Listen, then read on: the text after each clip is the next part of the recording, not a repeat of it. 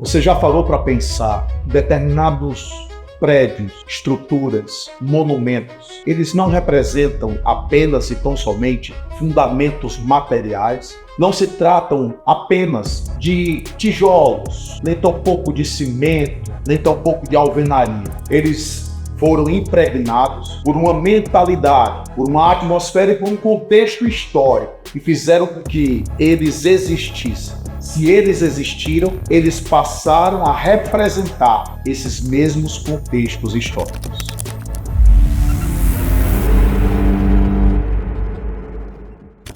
Hoje, eu quero abordar com você exatamente a existência de dois monumentos que marcam a história. Dois monumentos que representam fenômenos históricos e representam, inclusive, mentalidades em específico. O primeiro deles é uma prisão, uma masmorra.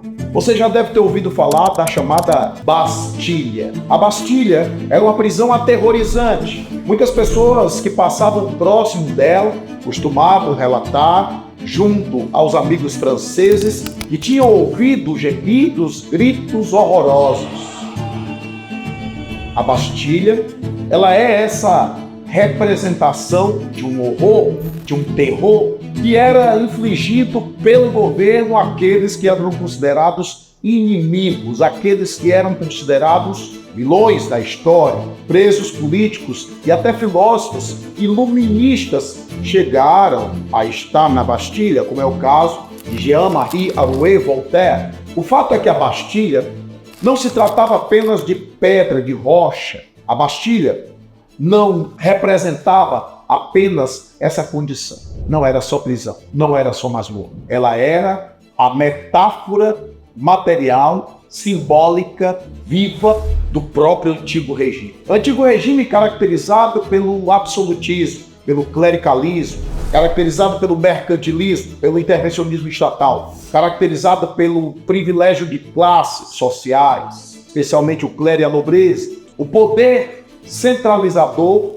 dos monarcas, esse poder hereditário, esse poder tradicional. Curioso é que a Bastilha ela existe por anos e anos, sendo uma construção que se tornou secular. Mas em 14 de julho de 1789, sans-culottes, que representavam os sem-culottes, que representavam a massa pública, especialmente urbana, alguns artesãos, metalúrgicos, pintores, vidraceiros, alguns profissionais liberais, enfim, eles vão à Bastilha em busca de pólvora. 28 mil deles assaltam a Bastilha de surpresa, matam o comandante da Bastilha, cortam a cabeça desse comandante da Bastilha e a colocam fincada numa lança. Impressionantemente, a Bastilha caiu.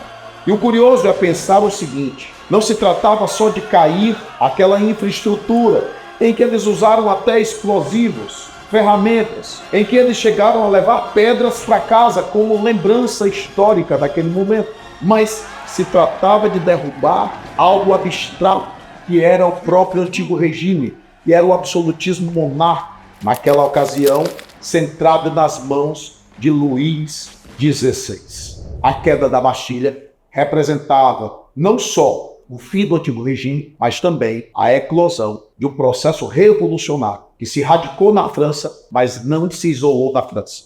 Se espalhou pelo mundo inteiro, servindo de fundamentação histórica para tudo isso. Além da Bastilha, eu queria citar para você um outro monumento, que foi construído em 1961. Eu estou me referindo a um processo no qual uma Alemanha que estava dividida em quatro zonas de influência, depois da Segunda Guerra Mundial, depois dos tratados de Yalta e Potsdam, uma Alemanha que estava dividida sob as influências inglesa, francesa, norte-americana e soviética.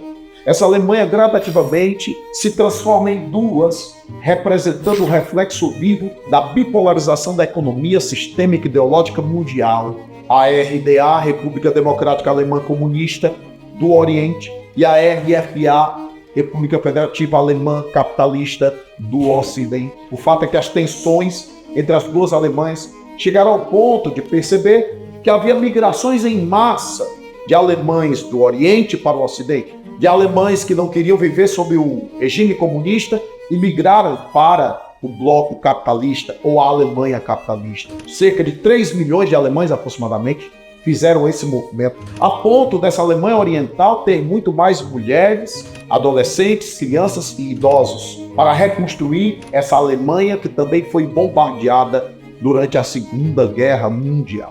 O líder da RDA, República Democrática Alemã Comunista, Walter Kumlich, mentiu diante dos repórteres dizendo que não havia pretensão de construir um muro, mas numa madrugada chegou a construir esse muro, o Muro de Berlim.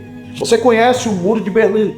Ele nasce no ano de 1961 e só vai cair em 1989. O Muro de Berlim também não era só alvenaria, tijolo, cimento. Ele era mais do que isso. Ele representava a bipolarização da economia mundial. Ele se transformou no símbolo material da Guerra Fria.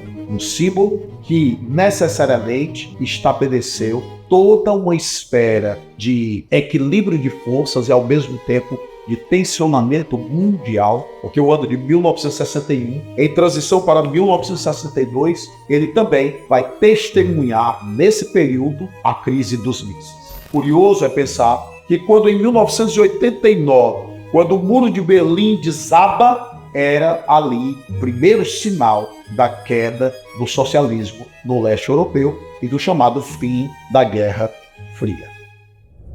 Se você ainda não se inscreveu no nosso canal, não perca tempo, faça a sua inscrição. E se você gostou desse vídeo, deixe o seu joinha, compartilhe o vídeo e acesse também a nossa plataforma do FB Online, porque você acabará tendo acesso a inúmeros cursos, a inúmeros ensinos, a inúmeras formas de aprendizado. Gostei imensamente de compartilhar esse tema com você, para que a gente possa perceber determinadas facetas que podem se tornar objeto de questões, que podem se tornar objeto de discussões e debates e de múltiplas análises históricas, filosóficas, sociológicas e políticas, em se tratando desses dois grandes monumentos históricos. Espero que você fique bastante atento a esses vídeos e, fazendo bom proveito, você possa ampliar o seu repertório cultural. Até um próximo tema.